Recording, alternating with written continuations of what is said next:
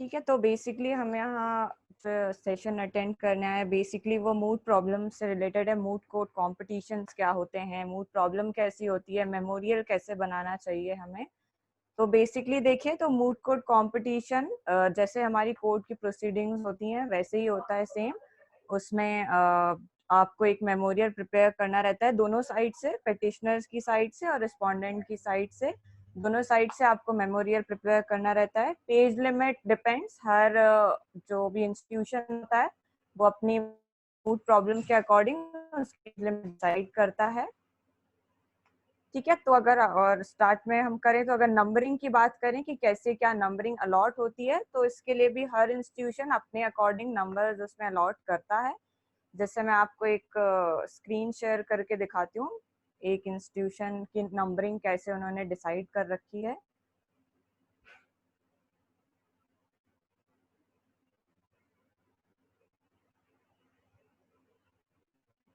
ठीक है, सबको दिखाई दे रही है स्क्रीन पे, मैंने स्क्रीन शेयर करी है।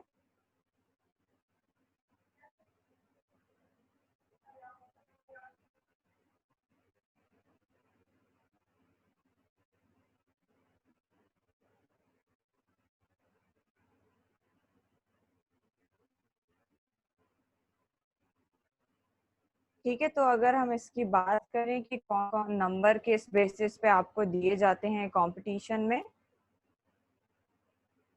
जैसे कि हैंडलिंग ऑफ इश्यूज, जो आपको मूड प्रॉब्लम प्रोवाइड की जाती है उसमें बेसिकली कभी क्या होता है, ऑलरेडी इश्यूज उनकी तरफ से फ्रेम किए हुए आते हैं। कई कई जगह इश्यूज भी आपको, जब आप खुद मेमोरियल प्रिपेयर करते हो तो आपको इश्यूज भी प्रिपेयर करने रहते हैं।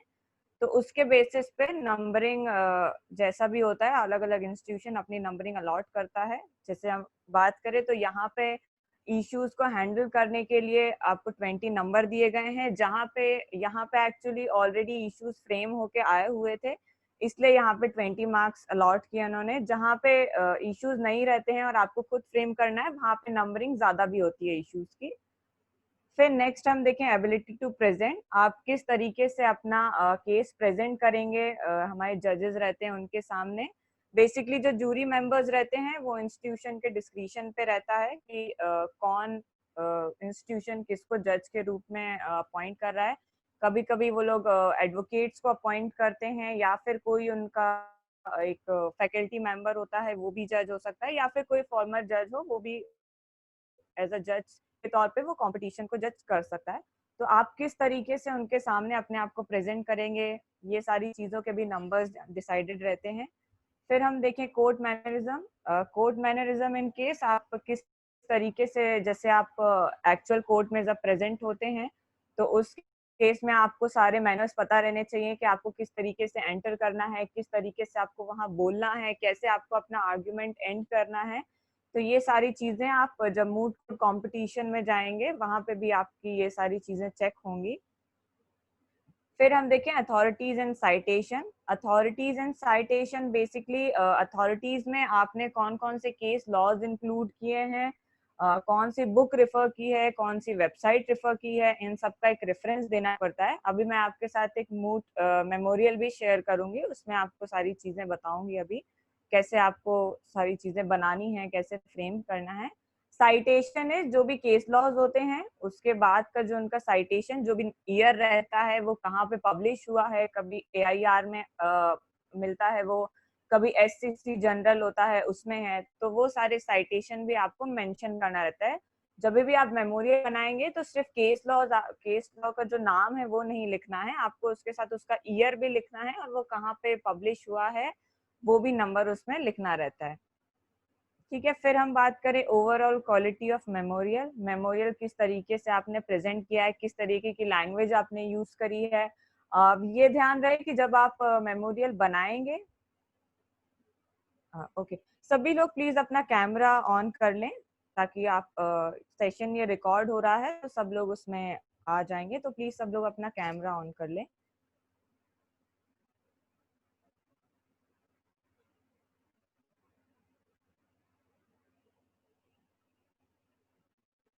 ठीक है, फिर हम बात कर रहे थे overall quality of memorial. Memorial जब भी आप फ्रेम करेंगे तो ऐसा करें जहां तक पॉसिबल हो पाए कि अपने ही वर्ड्स में उसे मेमोरियल की लाइंस आप फ्रेम करें। जनरली क्या होता है, प्लेगरिज्म भी चेक होता है जब मेमोरियल आप भेजते हैं, तो वहां पे प्लेगरिज्म भी होता है कि आपने कहीं से कॉपी तो नहीं किया है एज इट इज। तो उस चीज के लिए कोशिश करें कि आप अपने वर्ड्स में वो लाइन, जितने भी आप लाइन उधर अपने आर्ग्यूमेंट्स में लिख रहे हैं, तो आप उसको अपने लैंग्वेज में लिख सकें। ठीक है, फिर हम देखें application of laws and legal principles. इस पे हर इंस्टीट्यूशन के अपने पॉइंट्स डिसाइड रहते हैं। यहाँ पे 20 पॉइंट्स डिसाइडेड है, कहीं कहीं ज्यादा पॉइंट्स भी डिसाइड अलॉट किए जाते हैं इस पर्टिकुलर पॉइंट पे। बेसिकली इसमें ये रहता है कि जो मूड प्रॉब्लम आपको दी गई है, आपने उसको अच्छे से समझा है, और समझने के बाद क्या उसमें आपने लॉज को कैसे एप्लीकेबल कराया है। फॉर एग्जांपल अगर सीआरपीसी का या कॉन्स्टिट्यूशन का कोई मैटर है, उसमें आपने कॉन्स्टिट्यूशन के पर्टिकुलर आर्टिकल्स जो उससे रिलेटेड हैं वो आपने उस पर अप्लाई किए हैं कि नहीं, या फिर उसके अलावा सपोज कोई ऐसा एक केस है जहाँ पे आपके फंडामेंटल राइट्स रिलेटेड कोई भी मैटर आया है, तो उसमें आपको ध्यान रखना पड़ेगा कि हमारे कौन कौन से फंडामेंटल राइट्स वायलेट हो रहे हैं या वायलेट नहीं हो रहे हैं। तो हम जितने ज्यादा आर्टिकल्स उसमें यूज कर पाए उतना ही बेटर रहता है।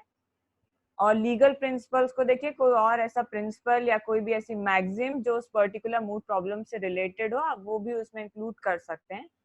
ठीक है, तो उसका भी एक अपना पर्टिकुलर नंबर डिसाइडेड रहता है। फिर हम देखें rebuttals and response to the queries of court. Rebuttal in case, जब आप अपना आर्ग्यूमेंट्स वहां रखते हैं, उस केस में जो ऑपोजिट पार्टी रहती है आपकी, वो आपसे कुछ क्वेश्चंस पूछ सकती है। सपोज कि वो आपसे ये पूछ सकती है कि आपने यहाँ पे ये चीज तो मेंशन नहीं करी है, तो क्या आप इसके बारे में कुछ बता सकते हैं।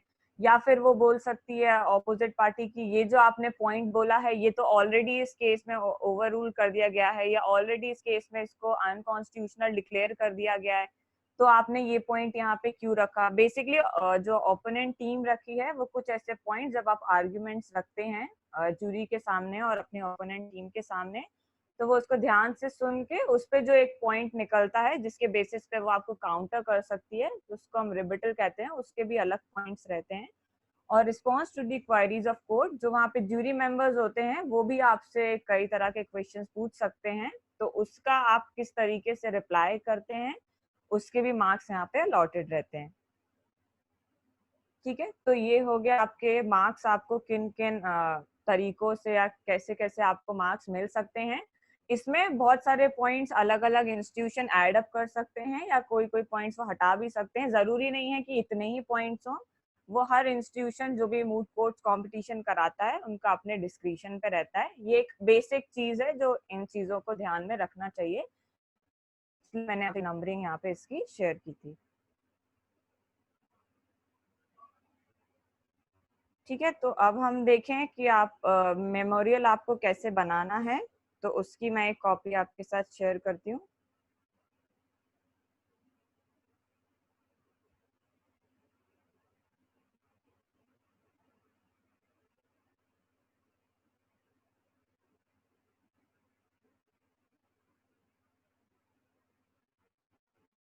ठीक है, ये मेमोरियल दिख रहा है सबको?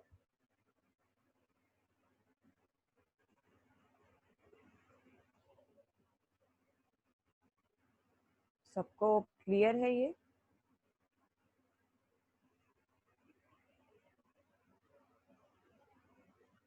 Yes ma'am.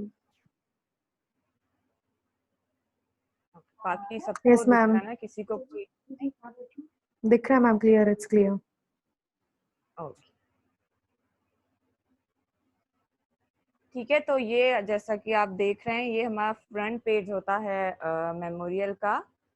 ठीक है, आपको जब आप मेमोरियल बनाएंगे तो मेक श्योर कि आप उसको प्रेजेंट भी बहुत अच्छे से करें, प्रॉपर उसमें बॉर्डर हो, प्रॉपर उसमें आप उसको हाईलाइट करें और अच्छे से उसको प्रेजेंट करें। तो बेसिकली क्या होता है, ये जो सॉफ्ट कॉपी होती है उसको हमें ऐसे ही प्रेजेंट करना रहता है। जब आप मेल करेंगे तो आपको ऐसे प्रेजेंट करना रहेगा, पर जब आप इसकी हार्ड कॉपी, जब आप वहां जाएंगे उस इंस्टीट्यूशन में और जब आप इसकी हार्ड कॉपी सबमिट करेंगे, तो बेसिकली जो इसका फ्रंट पेज रहता है उसकी कलर कोडिंग होती है। आई गेस जो रिस्पोंडेंट साइड रहते हैं उनके रेड कलर का ये आपको दिखेगा फ्रंट पेज हार्ड कॉपी में, और जो पेटिशनर साइड रहते हैं उनका ब्लू कलर रहता है। तो बेसिकली जो सॉफ्ट कॉपी हम भेजते हैं उसमें ऐसी फ्रंट पेज को हमें कलर नहीं करना रहता है, पर जब आप हार्ड कॉपी सबमिट करेंगे तो उसमें फ्रंट पेज कलर कोड में रहता है।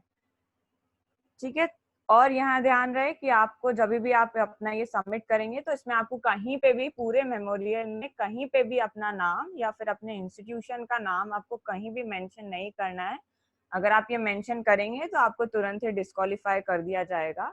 तो हमेशा याद रहे जब आप पार्ट लेंगे तो आपको एक टीम कोड मिलेगा, सामने वाले इंस्टीट्यूशन आपको एक टीम कोड प्रोवाइड करेगा। जहाँ भी हो, जहाँ पे भी ऐसा हो कि आपको टीम कोड मेंशन करना है तो आपको अपना टीम कोड वहाँ पे मेंशन करना रहेगा। जैसे जब मैंने पार्ट लिया था तो हमें टीम कोड मिला था W2। ठीक है, तो कहीं पे भी अपना नाम या अपने इंस्टीट्यूशन का नाम नहीं मेंशन करना है, हमेशा जो टीम कोड आपको प्रोवाइड किए गए हैं आपको वही मेंशन करना है। ठीक है, फिर हम जैसे देख सकते हैं जो कंपटीशन होता है उसका नाम हमें सबसे ऊपर लिखना रहता है।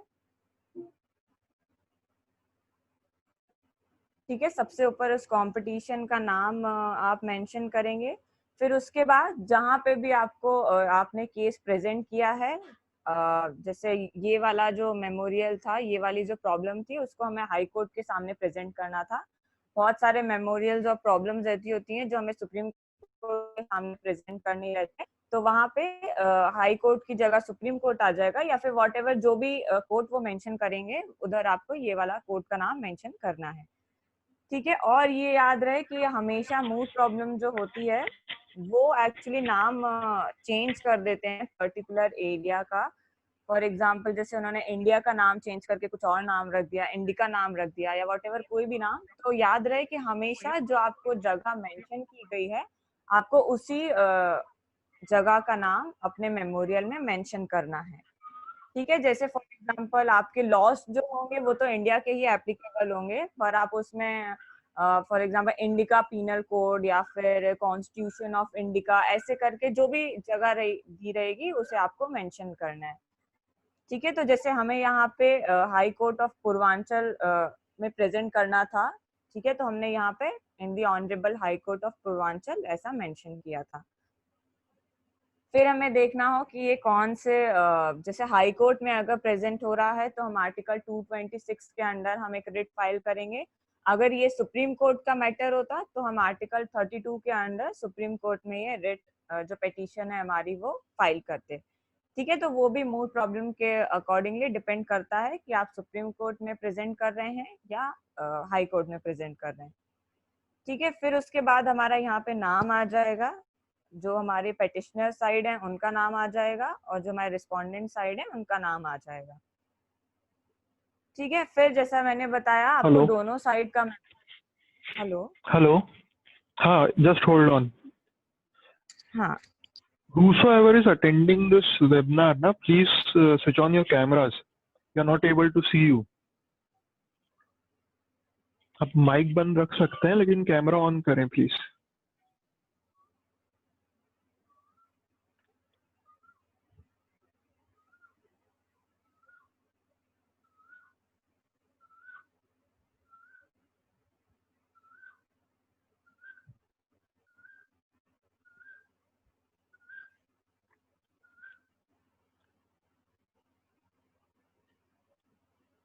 अभी आप लोगों ने किसी ने भी कॉन्स्टिट्यूशन नहीं पढ़ा है ना? No, sir. ठीक है। पिटिशनर रिस्पोंडेंट की डेफिनेशन तो आप लोगों को पता है ना? Yes, sir.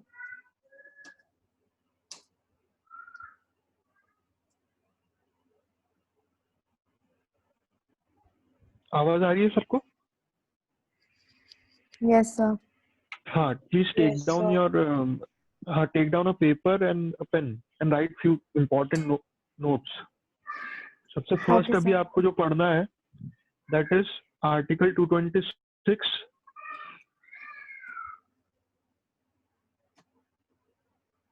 आर्टिकल 32,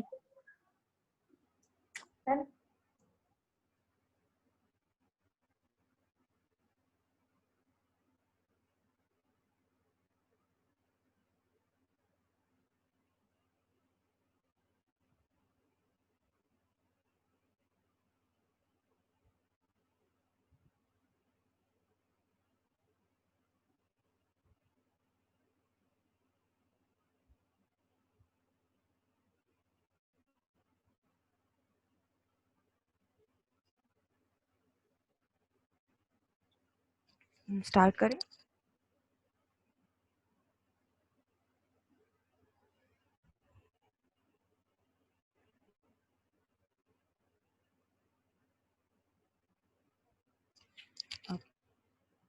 हाँ, जो आर्टिकल्स की बात हुई है तो मैं बता दूं, आर्टिकल्स 32 जो है उसमें आपके रिट मेंशंस हैं। आप जब पढ़ेंगे तो उसमें देखेंगे उसमें 5 तरीके के रिट मेंशन है। सेम हमें आर्टिकल 226 में रिट्स मेंशन है। आर्टिकल 226 जब हम हाई कोर्ट में रिट पिटीशन फाइल करते हैं उसके लिए लगता है, एंड जब हम सुप्रीम कोर्ट में रिट पिटीशन फाइल करते हैं तो हम आर्टिकल 32 के अंडर रिट पिटीशन फाइल करते हैं। तो इसलिए यहाँ पे ये हाई कोर्ट का केस था, इसके लिए यहाँ पे आर्टिकल 226 के अंडर या पिटीशन फाइल हुई है। सेम अगर ये सुप्रीम कोर्ट का मैटर रहता तो हम यहाँ पे आर्टिकल 32 मेंशन करते। ठीक है, पेटिशनर का नाम और रिस्पोंडेंट का नाम आपको जब मूड प्रॉब्लम मिलेगी उसी में ऑलरेडी मेंशन रहेगा। अगर नहीं मेंशन रहता है इन केस तो आपको कुछ वो डेडलाइंस देते हैं कि आपको इस पर्टिकुलर डेडलाइन तक हमें क्लैरिफिकेशन पूछ सकते हैं आप, तो आप उस क्लैरिफिकेशन में पार्टीज के नाम पूछ सकते हैं, ऐसा कोई इश्यू नहीं है। वो आपको जब अपना क्लैरिफिकेशन का एक पूरा पीडीएफ फिर इशू करते हैं उसमें वो पार्टीज का नाम आपको फिर बता देते हैं। ठीक है, तो इट डिपेंड्स कि ऑलरेडी मूड प्रॉब्लम में रहता है या फिर आप उनसे क्लैरिफिकेशन भी मांग सकते हैं। ठीक है, तो ये हम यहाँ पे नाम मेंशन किया हमने पेटिशनर साइड का वर्सेस रिस्पोंडेंट साइड का। ठीक है, जैसा मैंने बताया था हमें दोनों तरफ का मेमोरियल सबमिट करना रहता है, तो ये फिर हम लास्ट में सबसे नीचे ये मेंशन करेंगे memorial on behalf of the petitioner, और फिर पेटिशनर साइड का नाम यहाँ पे मेंशन करेंगे। ठीक है, टीम कोड जैसा मैंने बताया हमने नीचे मेंशन किया था, आप चाहें तो यहाँ ऊपर मेंशन कर सकते हैं, ऐसा कोई इश्यू नहीं है। और ना ही वो ऐसा कुछ बताते हैं कि आपको ऊपर मेंशन करना है नीचे मेंशन करना है, बस क्लियर दिखना चाहिए आपको टीम कोड, इतना ही इम्पोर्टेंट है। ठीक है, फिर नेक्स्ट पेज पे चलते हैं। नेक्स्ट पेज पे आपको टेबल ऑफ कंटेंट्स बनाना रहता है। आपको इसमें पूरा अपने पेज नंबरिंग यहाँ पे प्रॉपर आपको करनी पड़ती है। पहला अगर हम देखें तो लिस्ट ऑफ अब्रीविएशंस, इसमें आगे हम देखेंगे बहुत सारे अब्रीविएशंस आपने यूज किए, जैसे सुप्रीम कोर्ट आप बार बार ना यूज करके आप एससी लिखते हैं तो उसका आपको एक आगे लिस्ट मेंशन रहती है। जैसे ये लिस्ट ऑफ एब्रीविएशंस आप देख रहे हैं, इसमें आपको इधर मेंशन करना रहता है। जैसे आपने अगर इस सिंबल का यूज किया है हर जगह तो आप उसको मेंशन करेंगे कि हमने एज एंड के तौर पे हमने ये वाला सिंबल यूज किया है। या AIR आप जब साइटेशन लिखेंगे तो आप उसमें AIR मेंशन करेंगे, तो ऑल इंडिया रिपोर्टर ना लिख के आप AIR वहां पे मेंशन कर देंगे।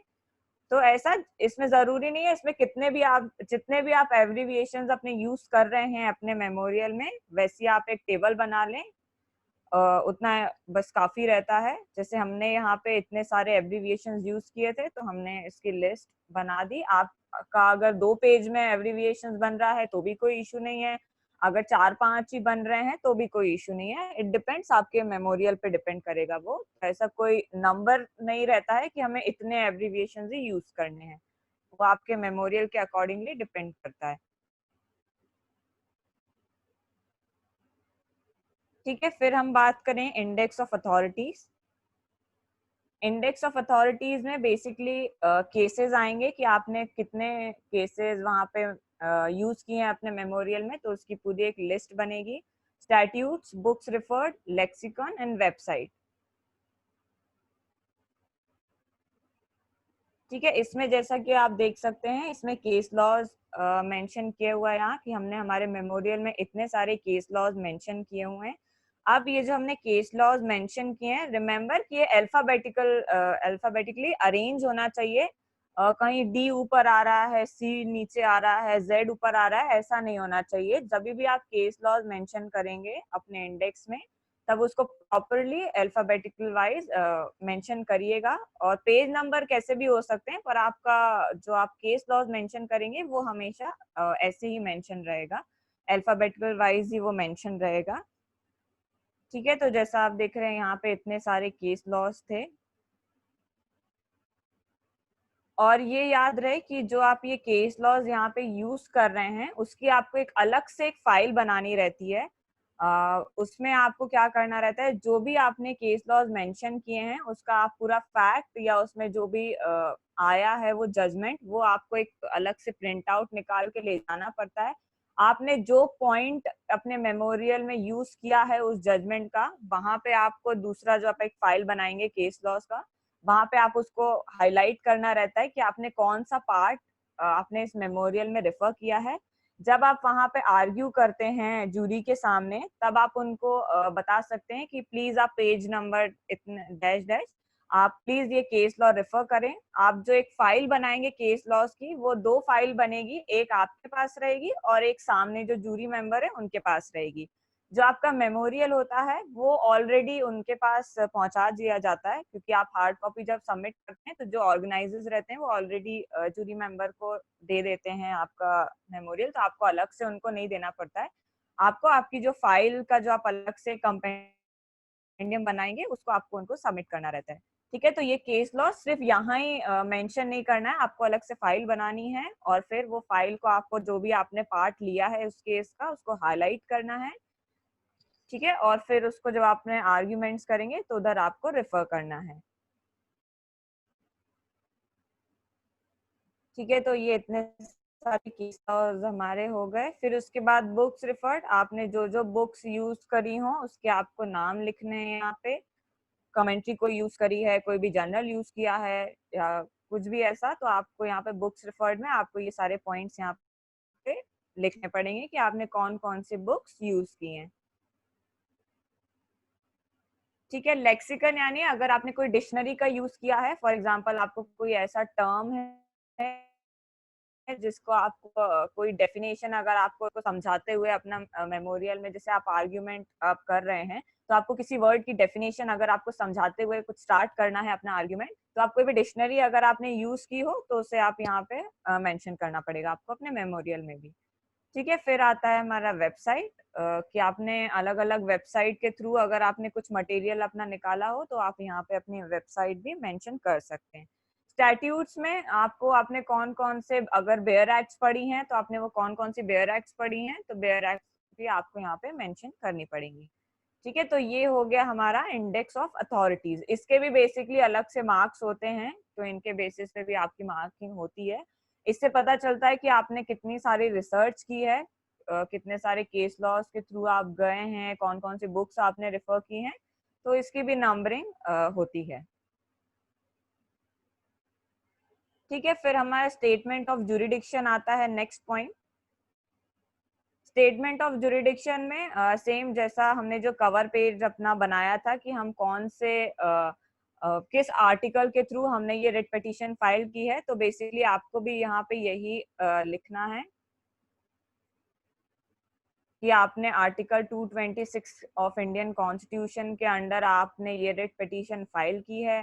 किस वजह से फाइल की है, क्योंकि हमारा वॉयलेशन हो रहा था फॉलोइंग आर्टिकल्स का, या और कोई ये जो मैटर था, ये हमारी चीजें जो हमारा राइट है ये सब वॉयलेट हो रहा था, इसलिए हमने इस आर्टिकल के अंडर हमने रिट पिटीशन फाइल की है। तो basically statement of jurisdiction is कि आपने किस आर्टिकल के अंडर या किस सेक्शन के अंडर आपने ये रिट पिटीशन या जो भी आपने पिटीशन या जो अपना केस है वो फाइल किया है, और क्यों किया है उसका भी रीजन आपको यहाँ पे मेंशन करना है। बस इसमें इससे ज्यादा और कोई भी चीजें नहीं लिखनी है, सिर्फ इतना चीजें ही आपको इसमें मेंशन करना है इस पॉइंट में। ठीक है, फिर देखिए क्वेश्चंस प्रेजेंटेड। ये सारे इश्यूज जैसे मैंने बताया था, कहीं कहीं जगह आपको ऑलरेडी इश्यूज प्रोवाइड कर दिया जाता है, तो आपको अलग से इशू बनाने की जरूरत नहीं पड़ती है। जहाँ कहीं भी आपको इशू ना दिया हो वहां पे आप अपने मन से इश्यूज फ्रेम कर सकते हैं। इश्यूज फ्रेम करने का भी कोई ऐसा लिमिट नहीं दी गई है कि 1 होना चाहिए, 10 होना चाहिए। आपको जितना भी लगता है, अपने उस प्रॉब्लम को देख के जितना भी आपको लगता है कि इतने इश्यूज बन रहे हैं, तो आप उतने इश्यूज फ्रेम कर सकते हैं।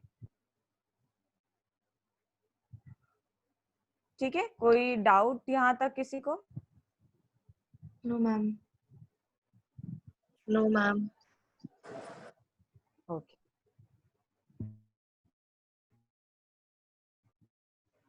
अच्छा, इसमें टाइम ड्यूरेशन थोड़ा सा खत्म होने वाला है। एक्चुअली 40 मिनट्स की मीटिंग थी। अगर एंड हो जाए तो आप सेम लिंक से वापस ज्वाइन कर Okay, लीजिएगा। okay, जो लिंक आपको प्रोवाइड की गई है उसी okay, लिंक से वापस ज्वाइन कर लीजिएगा।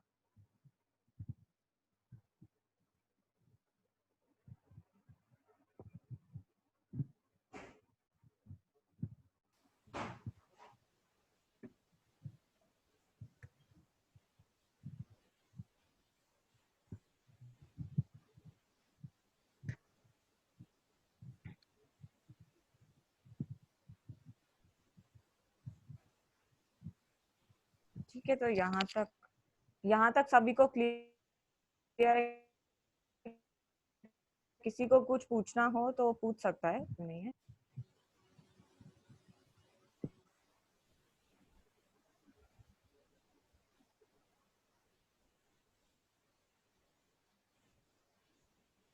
ठीक है, तो क्वेश्चंस प्रेजेंटेड जैसा मैंने बताया, आप अपने अकॉर्डिंगली इश्यूज बना सकते हैं, या फिर जो इश्यूज आपको दिए गए हैं तो आपको इश्यूज बनाने की फिर जरूरत नहीं पड़ेगी। आप उतने इश्यूज में ही अपना आर्ग्यूमेंट्स प्रेजेंट कर सकते हैं।